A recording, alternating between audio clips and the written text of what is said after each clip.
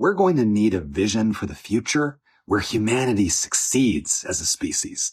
That is not going to come from a delusion of national purity, this recent obsession among Europeans, and a con game as old as time, blaming the outsider for the crimes of elites.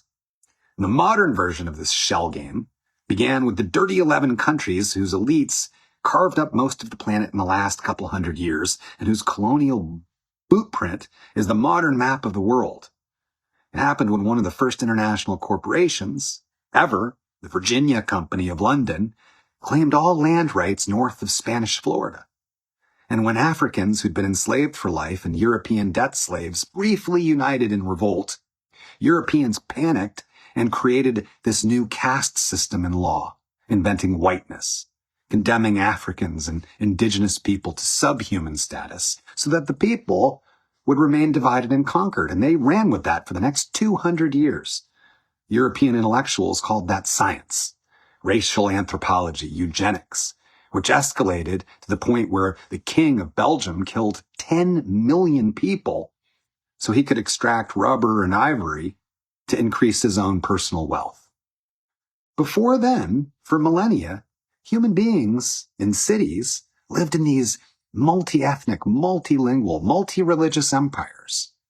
But when elites reimagined identity around blood and language, they saw this new opportunity, the nation state. But this is a totally made-up idea. I mean, at the height of the French Revolution, fewer than 15% of the people in that region spoke French. Just like every other place on earth, it was diverse. Napoleon spoke Corsican, which is closer to Italian.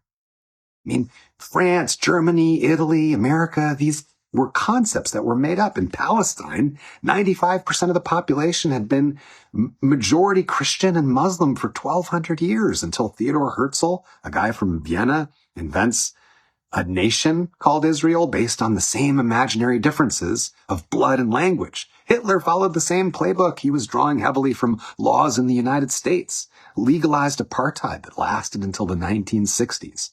National purity is not ancient, it's recent, and it is experiencing a revival all over Europe due to collapsing living standards.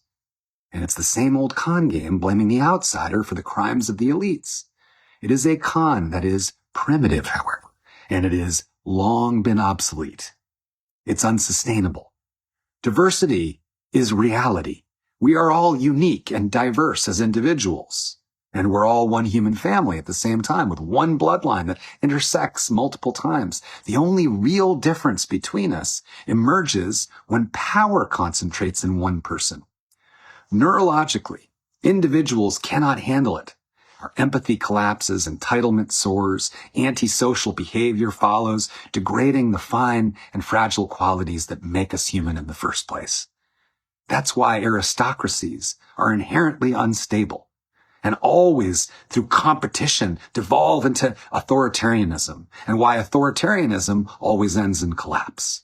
It's not ethnicity that corrupts societies, it's power. Our survival as a species depends on building new systems that are smarter, wiser, protecting us from our weakness of character, dismantling concentrated power, and returning common resources to our people, facing the scientific and moral reality that all people are our people and all children are our children.